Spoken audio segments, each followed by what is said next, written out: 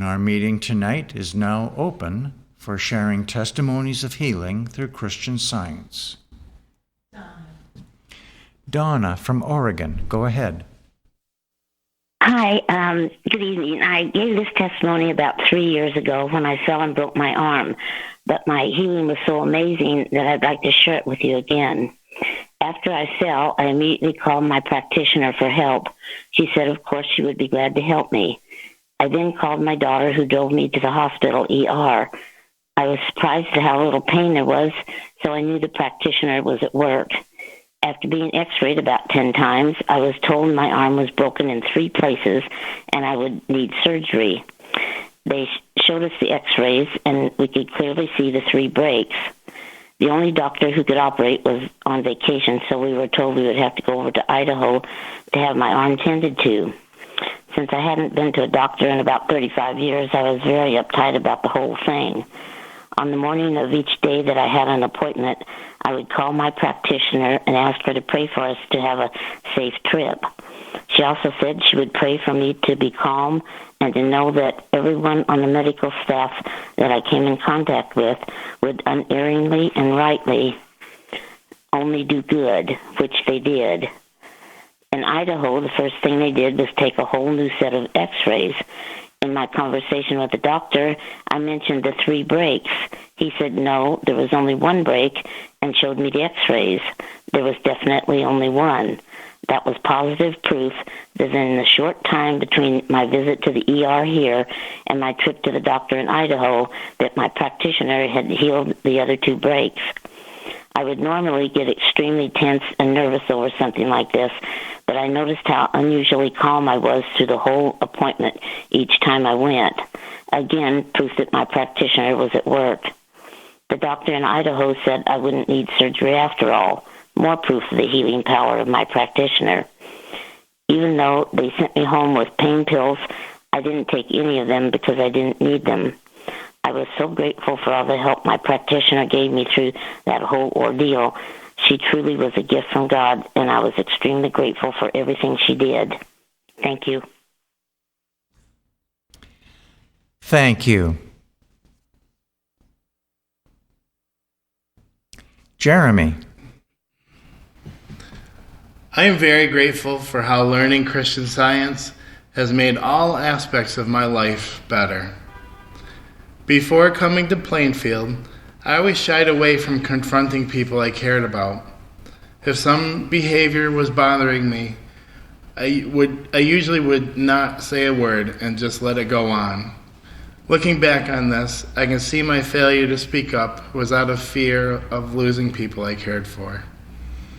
Since being a member of this church, my practitioner has been working with me to make sure I know when to give a rebuke and to be sure I follow through with it. She most recently had me work with Mrs. Eddy's words from page 452 of Science and Health. Quote, "When error confronts you, withhold not the rebuke or the explanation which destroys error. Never breathe an immoral atmosphere unless in the attempt to purify it." End quote.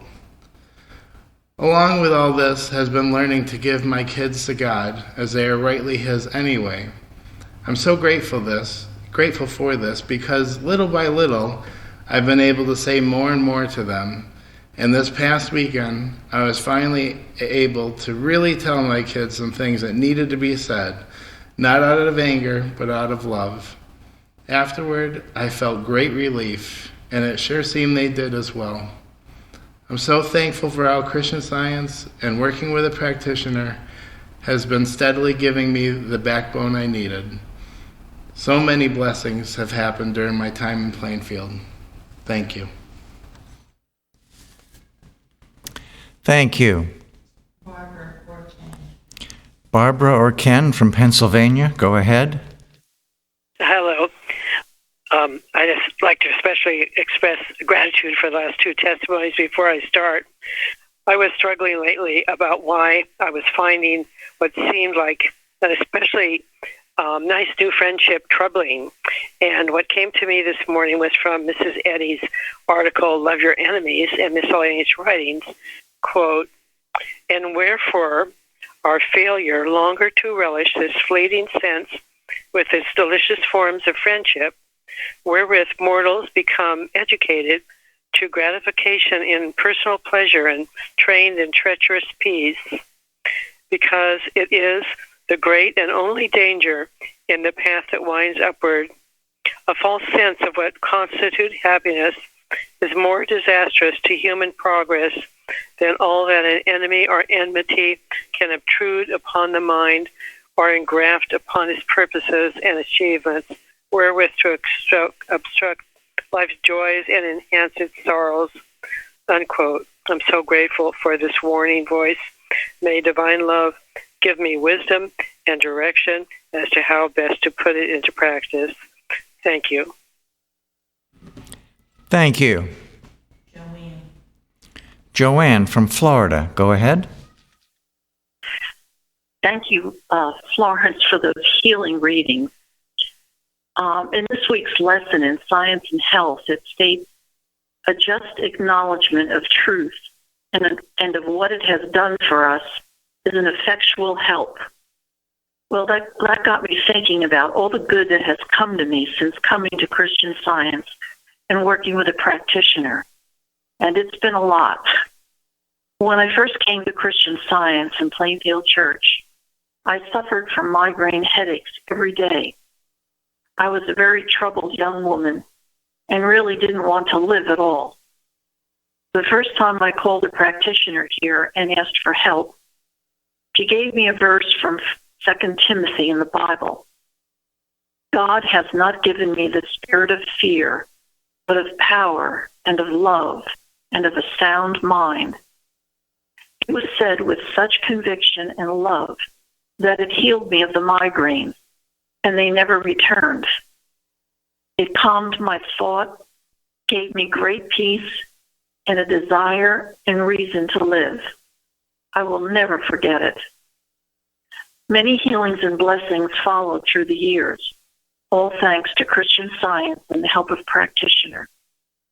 Good health, a good marriage, good jobs, financial freedom, finding a home, character softening.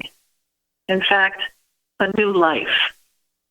I thank God for Mrs. Eddy for discovering Christian Science.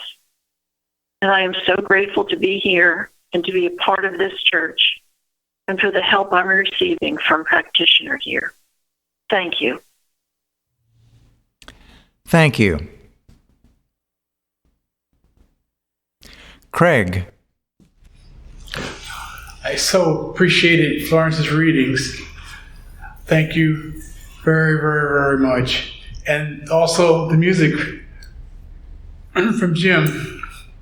I caught a hint of one of the pieces he was playing, and it made me think about before so little I knew about God before I got here, where I would basically bow down on my knees and pray to the rising sun, "Oh Lord, have mercy on me." And but we're here.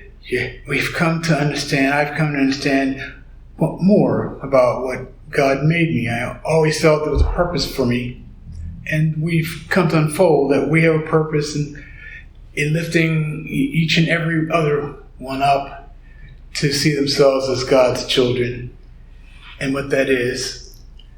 And it's been a joy, but I wanted a gratitude that, and I better understand it today, that the unity of this church has been the safety. It's really the God that protects us. And I just think of God as some one thing, but I think I see now that no matter how long I'm here,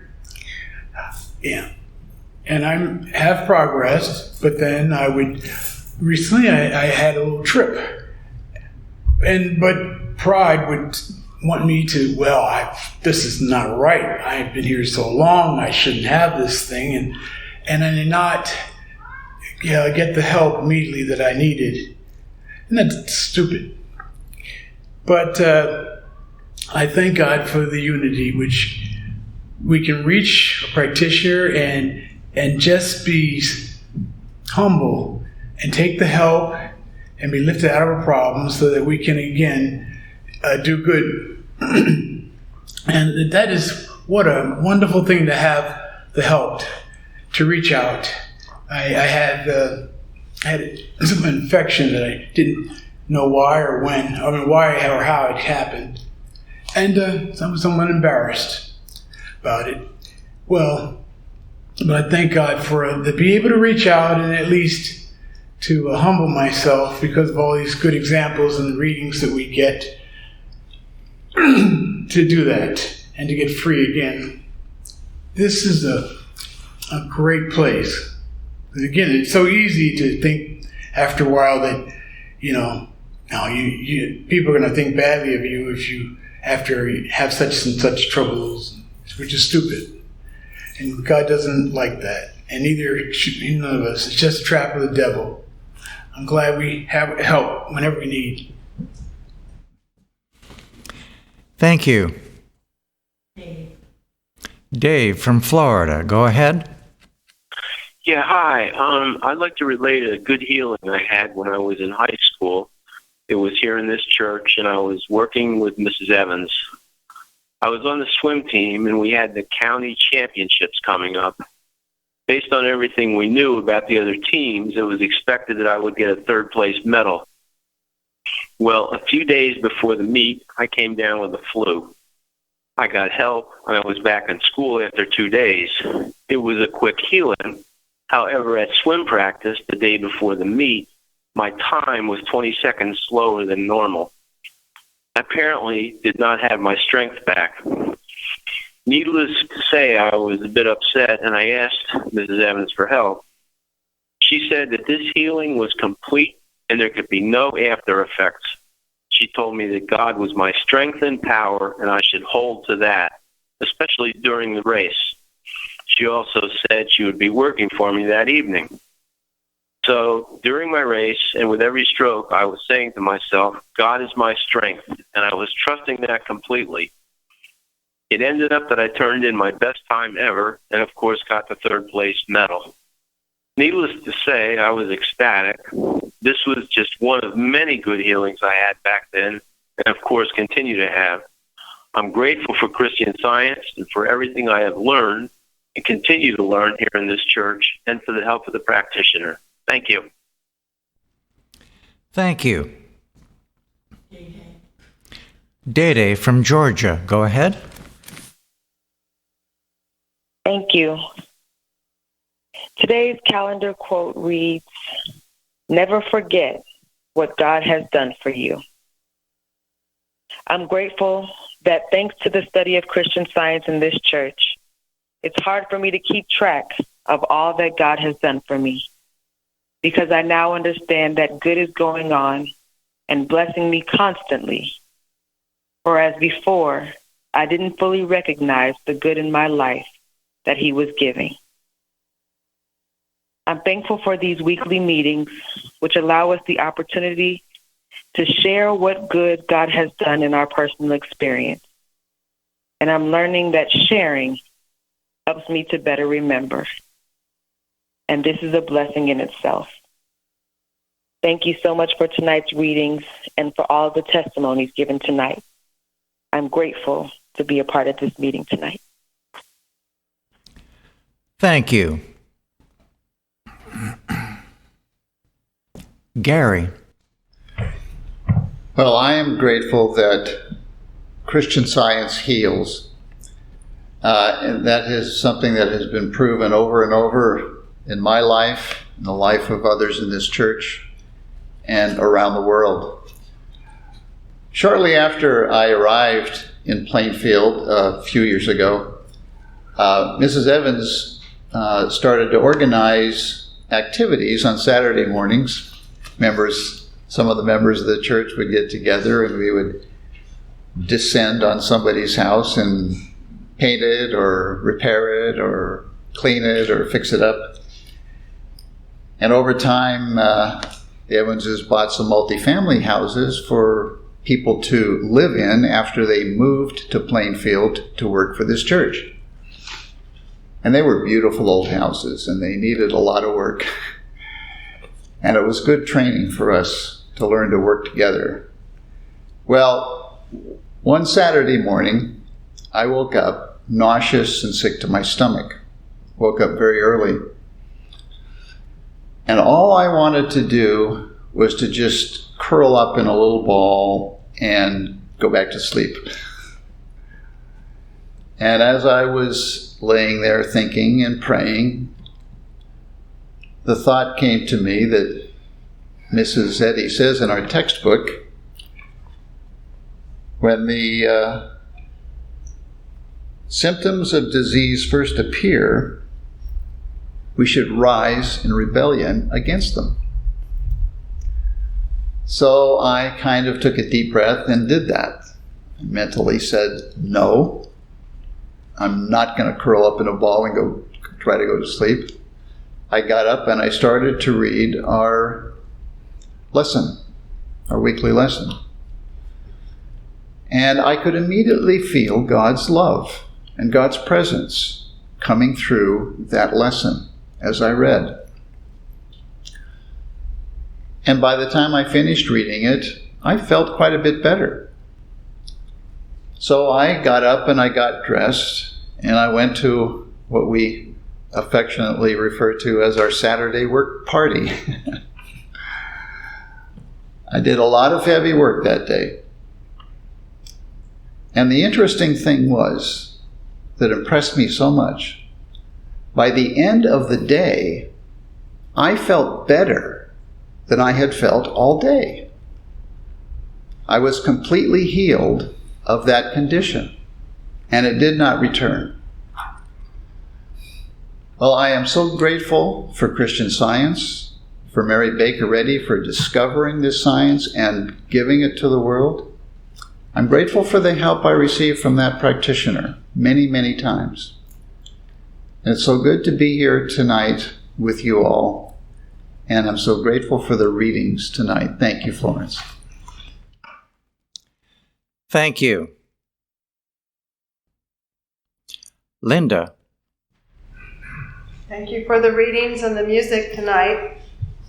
This evening, I'd like to express my gratitude specifically for the July 21st Roundtable, and also all the prayer and preparation that goes into these classes that are filled with healing instructions and practical tools for us so that we can become better workers for God and closer to God. This had a section in the instruction about the importance of not just watching your thought, but our feelings. We discussed the article called Law of Right Feeling by Reverend Kratzer, which can be found on the book section of our website.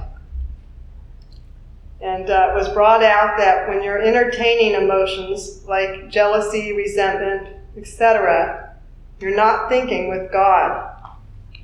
And that really stuck with me. You know, either you're with God or you're not. It's not, you can't just indulge in negative thinking and then think you're also living godly. So on Monday morning, right after the class, I caught myself starting to get worked up. The thoughts were going through, and then I recognized this exactly at the beginning of what was mentioned as like racing or galloping sense. I'm running off with these emotions.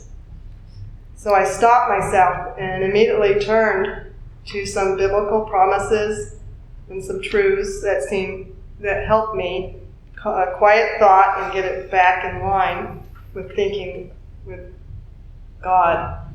This stopped the racing sense immediately and quieted my thought. But for me, this was such an important lesson to see the connection between this driven sense that I have entertained all my life and emotions. I don't think I really fully, deeply made the connection. And then I was giving up poise and dominion. And most important, it's even helped me got an even greater sense of awareness so that I can bring these problems or challenges and face them and call a practitioner and work on them rather than falling apart and calling, to stay on top of it, be aware of it, and face the problems. I'm so grateful to be here and to be taught on how to pray about emotions and the challenges that bring up these emotions, and you don't have to live with them, and they don't have to drive your life. And this is a huge deal for me. And I'm so grateful to be here, and I'm also very grateful for the many years of consistent practitioner support that has been chipping away at a lot of my resistant thinking and teaching me this correct science and how to live it. And I'm very grateful to be part of this church. Thank you. Thank you. Chardell. Thank you for tonight. The service and the readings are man's true birthright, and the beautiful music. Tonight I'm so joyful to be able to give this testimony about more understanding thanks to my practitioner and her patient help with me. It came to me that I really had to get a hold of this animal magnetism business. And I went right to the Love is the Liberator, it's the May issue. And I really worked with the articles and studied them and took ideas from them and realized that anything that opposes God is this animal magnetism. And with the articles, one of them said, I'll only give one example because I've worked with all of them. The fact that you hold to a fact, and that will keep you level and straight. And I've really been working with that. And another thing that has really helped me is our music. Our hymns are so beautiful. And for instance, I'll give just one instance. The chorus sang a song on July 14th called Excuses by Jared, Faith, Craig, and Bruce. And that just really lifted me right up. And when a thought will come to me, or I know it's happening, I'll go find that, or one of our songs that our chorus sings. And I thought about this, and I realized that Mrs. Eddy used humor to handle tense moments when with people in her presence that were a little tense, and that's handling animal magnetism. So I'm very grateful for this church, and I do want to share from the May issue that as a reminder, and I know everybody knows it now, that you can overcome animal magnetism by see what it's trying to do, know that it can't do it, and see that it's not done. But you do this with patience, meekness, vigilance, being sober, and being loving. And that's what handles animal magnetism. I thank you, and thank you for this service. Thank you. Amanda from Missouri, go ahead. Thank you. Good evening, everyone. Florence, thank you very much for your readings tonight. I've testified previously, as have others countless times, about the magnificence of our practitioners here. And I don't know that I have adequate words to express my thanks for the practitioner help I've received here. But one of the lessons that is taught here, and it was just recently mentioned again, I think, at the last roundtable, is the reminder that really we should all be willing to think of ourselves as practitioners and to not discount the opportunities that may arise in any given day, anywhere, to apply these truths of Christian Science that we are learning in this church and to help someone. And I recently had a telephone conversation with a woman that I'm so thankful for because it illustrated, even if in a small way, this point. And I had needed certain business records for work, and the woman who was the custodian of these business records called me to ask if I would be willing to accept the records in a different format than was customary. And the reason for this was because her husband had had a stroke, and she had to work from home and was not able to leave him. And so while, of course, told her I would be willing to accept the records in any way that was convenient for her, I found myself asking God what to say to her, if there was something he wanted me to say to her or that she may need to hear at that moment. And I had no idea if she was at all religious or a Christian, anything about her at all. And in the past, I would have just told her that I was very sorry about her situation and left it there. But it turned out that she was a religious woman, and she'd mentioned she could not have gotten through this experience with her husband without prayer. And I don't remember the exact words that I said to her, but they came so smoothly and calmly. And they included that God loved her and her husband, and that he was right there with her and with him, there in their home, in the doctor's office, everywhere they needed to go. And with him, all things are possible, and that God does heal anything. And at first, there was a tiny moment of silence, and I started to think maybe I misunderstood what I was supposed to say. But then she started to speak, and when she did, she was clearly very moved by our conversation. And she kept repeating that she could not believe our call, how it turned out, that she felt it was God-directed and a message for her, and how at first she'd actually been dreading calling because she thought she may not have received a very understanding response. But she seemed quite impacted by this call. And shortly after, she went in to send the records, and she attached a very sweet note. And she called our conversation a God wink. And she felt it was God winking at her and saying, "It's okay, that all is well." And I thought that was just such a nice way of thinking of it. And that encounter meant as much to me as it did perhaps to her, to show that even when the phone rings, if we aren't officially a practitioner, it's still an opportunity to work for God and to help someone, which is what we are taught we must do.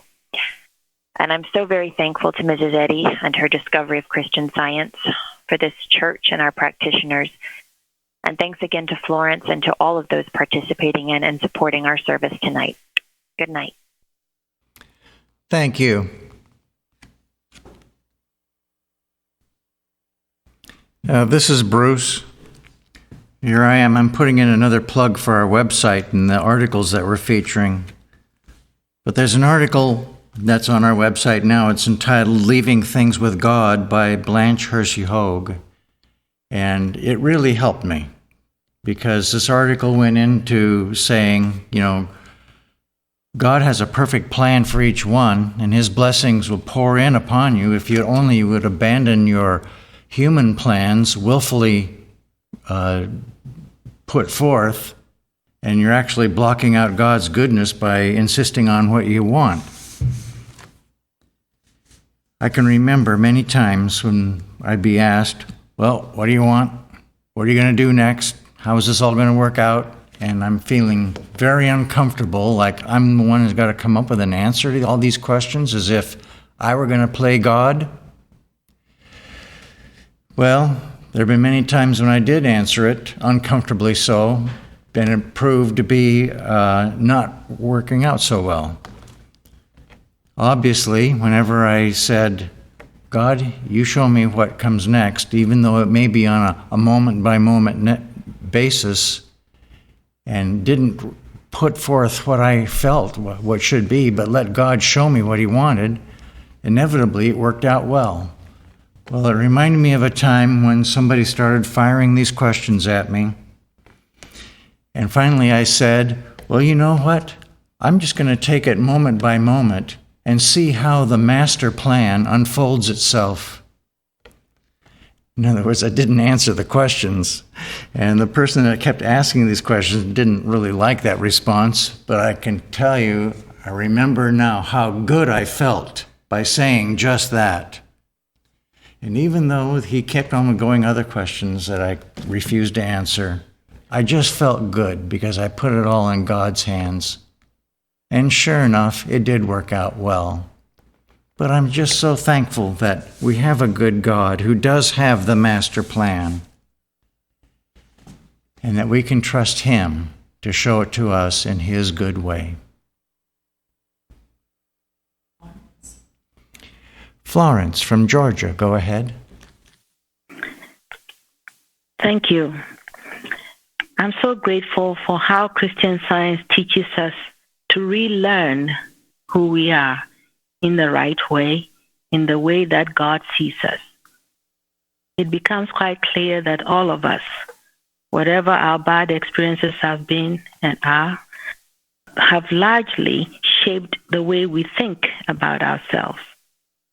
Sometimes it's because of how we were taught, the instructions we got, how we were treated, how we were brought up even, the beliefs then. If we never understood that being a true child of God means that we have all, that we don't lack anything, that we do not have to accept the wrong thoughts that come. Most of us have lived with these wrong beliefs, and we have suffered from the effects of them. And what alarms me most is that we have also often prayed amiss because of not knowing who we are.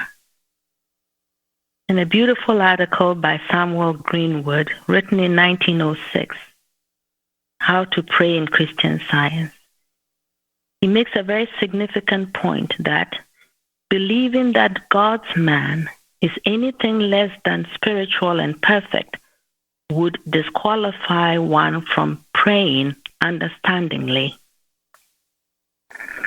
This it impressed me so, because he's saying that our scientific prayer should have its foundation on our perfect birthright, and not because we want to heal something, but because we want to see our true likeness as that perfect child of God. That when we pray this way, we are in accord with the children of God. I remember the lessons here by Mrs. Evans. She did speak to the fact that no one is second class. And this article also says that we really don't accept what we are. We cannot think of ourselves as beggars or outcasts, but we must know that we are all God's children, that He is giving us all the good that He has. And we should not let past experiences, even whatever we were impressed with when we were growing up, rob us of our birthright to make us bow down to evil suggestions of any kind, be it material medical verdicts, diseases, fears, hereditary concept, none of that, if we know that we are indeed God's children. I'm so grateful for Christian Science in lovingly teaching all of us with the power of truth to realize who we are and why we should go to God, our Father, with the right sense of the love that He is, and expect to be shown who we have always been. I'm eternally grateful for this realization because it has changed my life. And without this, even our prayers go unanswered, leaving us always wondering why. Thank God. Thank Christ Jesus, Mary Baker Eddy, and the wonderful saving revelation of Christian Science. For all the testimonies, the music, and for the whole atmosphere of the service. Happy to be here tonight. Thank you. Mary. I have a couple of testimonies to read, the first from California. I wish to express my gratitude for an experience I had over the last 6 months that taught me that God's plan is the most perfect plan, and how important it is to acknowledge that fact in order to feel the peace and rest that comes when we turn all things over to Him. My fiancé and I have been spending the past few summers in our home on an island in Puget Sound in Washington. The other 6 months we lived in Southern California, where I had lived for the past 36 years. Last October, it became very clear that the island house was no longer where we were supposed to be, and it was time to sell. Shortly before this time, I had begun working with a practitioner from this church. She shared with me that God's plan would bless everyone involved. On page 94 in the Blue Book, Mrs. Eddy says, God's plans are going on as best for you and me, whether we know it or not, but in knowing and then the glad supposition of that fact, there is rest and peace. Reliance on God's plan unfolds faculties, capabilities, and opportunities heretofore unknown. It overcomes obstacles and removes obstructions. A buyer soon came to one of the realtors we had contact with. They looked at the property while work was being done on the house. These buyers offered a cash purchase of the price we were asking for. When the offer was accepted and the escrow opened, my practitioner gave me a quote from Bicknell Young. Quote, "A divine idea carries within itself the power to accomplish the divine purpose, and the responsibility of its unfoldment belongs to the divine principle who cares for each detail of its progressive being." I held on to that fact, and any time I got overwhelmed with all that needed to be done, this statement quickly reminded me that none of this was my responsibility, and the quicker I could take it off of my false sense of responsibility, the more peace came. To our realtor's amazement, every obstacle was overcome smoothly. We were able to downsize adequately, giving what we did not need to those who could use the items. Even the weather during the actual move was beautiful and harmonious. All this happened between November and January. I am so grateful for this proof of God's presence and power, and how comforting it is to know that when we turn everything over to Him and trust Him to care for us, all things work together for good to them that love God. I am so grateful to God, to my practitioner, and to all those dedicated members of the Plainfield Church who give so selflessly to share with the world their love for Christian Science. I've been a Christian Scientist all my life, but now I am really learning what that means. With love and gratitude. And this testimony from Missouri. As I live in a rural area of northeast Missouri, it is not uncommon to go for walks in the area surrounding the community where I live. Last week I went for a walk with a friend of mine to the backside of the lake, where he used to go fishing when he was younger. We both walked there and back with no incident, and then we returned home. It was upon returning that I discovered I picked up a tiny passenger, a little tick, that thought to bite me for my providing it transportation. I removed that tiny, almost insignificant passenger as quickly and carefully as possible. But even after doing this, I began to notice the popular symptoms which sometimes come as a result of such a bite. As that friend I just been out walking with had suffered a similar bite earlier this year and had been diagnosed and treated for it as well, I recalled this, and as I did, I could feel the fear embrace me, and I could barely think straight. I have a housemate that also used to be a practicing Christian Scientist, but only occasionally of late, and he tends to worry a lot and ask for material remedies. Since those remedies weren't guaranteed to work, I thought that I should call for help from a Christian Scientist, a Christian Science practitioner. But since the fear was grasping so hard, I thought I should ask of someone of a sturdier nature for a better thought in that matter. And then she contacted a practitioner from the Plainfield Christian Science Church Independent for assistance. I informed her about the issues I was having in an email, not really expecting much, as I informed her I hadn't a thing to recompense her with other than my gratitude. To my surprise, I did receive a reply, and she told me to study Science and Health 5:14:26-3 and Genesis 1. God saw everything that He had made, and behold, it was very good. Also stating plainly that nothing ever to fear, for there is no power apart from God good. As I read the selections, I could feel a wonderful sense of peace and joy and love come over me. All the fear that had gripped me, lost its hold on me, and I could think clearly. The bite in question dried up immediately, and all its symptoms went away entirely. I am so grateful for this healing and for the practitioner and for Christian Science. Thank you very much tonight for the beautiful music we had, that beautiful prelude, the wonderful hymns, testimonies, and those wonderful readings on our true birthright.